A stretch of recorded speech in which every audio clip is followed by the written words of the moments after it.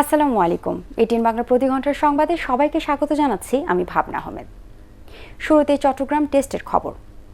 চট্টগ্রাম টেস্টের দ্বিতীয় দিনে বাংলাদেশের বিপক্ষে ব্যাট করছে ওয়েস্ট ইন্ডিজ। অধিনায়ক ক্রেইগ ব্রেথওয়েট ও জন ক্যাম্পবেল ক্যারিবিয়ান ইনিংস ওপেন করেন। শেষ খবর পাওয়া পর্যন্ত তাদের সংগ্রহ এক উইকেটে 14 রান। এর আগে মেহেদী হাসান মিরাজের ক্যারিয়ারের প্রথম টেস্ট সেঞ্চুরিতে চট্টগ্রাম টেস্টে দ্বিতীয় দিনে ওয়েস্ট ইন্ডিজের বিপক্ষে প্রথম ইনিংসে বাংলাদেশের সংগ্রহ 430 রান। আগের দিনের 5 উইকেটে 242 রান নিয়ে জোহর আহমেদ চৌধুরী স্টেডিয়ামে ব্যাট করতে নেমে 34 রানে অপরাজিত থাকা লিটন দাস সুবিধা করতে পারেননি। এরপর মিরাজকে নিয়ে সপ্তম উইকেটে দলের স্কোরে 67 রান যোগ করেন সাকিব আল হাসান। ক্যারিয়ারে 25তম টেস্ট 50 করে দলীয় 315 রানে সাজঘরে ফেরার আগে সাকিবের সংগ্রহ ছিল 68 রান। লাঞ্চ বিরতির পর ক্যারিয়ারে তৃতীয় 50 পূরণ করেন মেহেদী হাসান মিরাজ। তাইজুলকে নিয়ে অষ্টম উইকেটে তিনি যোগ করেন 44 রান। মিরাজের ক্যারিয়ারের প্রথম সেঞ্চুরিতে ক্যারিবিয়ানদের বিপক্ষে বড় স্কোর করছে টাইগাররা। 8 নম্বরে ব্যাট করতে নেমে চতুর্থ বাংলাদেশি হিসেবে টেস্ট সেঞ্চুরি করলেন মিরাজ। 168 বলে মিরাজ করেন 103 রান। নড়াইলে মানহানি মামলায় বিএনপির ভারপ্রাপ্ত চেয়ারম্যান তারেক জিয়াকে 2 বছরের বিনাশ্রম কারাদণ্ড ও 10,000 টাকা জরিমানা করেছে আদালত। দুপুরে নড়াইলে জুডিশিয়াল ম্যাজিস্ট্রেট আমাতুল মোর্শেদা এ আদেশ দেন। মামলার বিবরণে জানা যায় 2014 সালের 16 ডিসেম্বর লন্ডনে একটি অনুষ্ঠানে তারেক জিয়া বঙ্গবন্ধু সম্পর্কে কটূক্তি করে বলেন শেখ মুজিবুর রহমান বঙ্গবন্ধু ছিলেন না, ছিলেন পাক বন্ধু। তার এ বক্তব্যে ক্ষুব্ধ হয়ে পরদিন মামলা করেন নড়াইলের কালিয়া উপজেলার শাহজাহান বিশ্বাস। সাতক্ষীরার কলারোয়ায় শেখ হাসিনার গাড়িবহরে হামলা মামলায় বিএনপির কেন্দ্রীয় নেতা সাবেক সংসদ সদস্য হাবিবুল ইসলাম হাবিব সহ 3 জনের 10 বছর ও 47 জনকে বিভিন্ন মেয়াদে কারাদণ্ড দিয়েছে আদালত। সকালে সাতক্ষীরার chief judicial magistrate Humayun Kabir এ রায় দেন।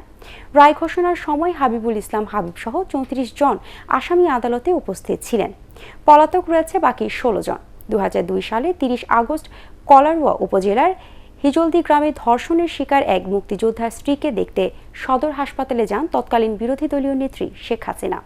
সেখান থেকে মাগুরায় ফেরার পথে কলারোয়া বিএনপি অফিসের সামনে তার গাড়ি বহরে হামলা করা হয়। এতে শেখ হাসিনা সহ কমপক্ষে 12 জন আহত হন।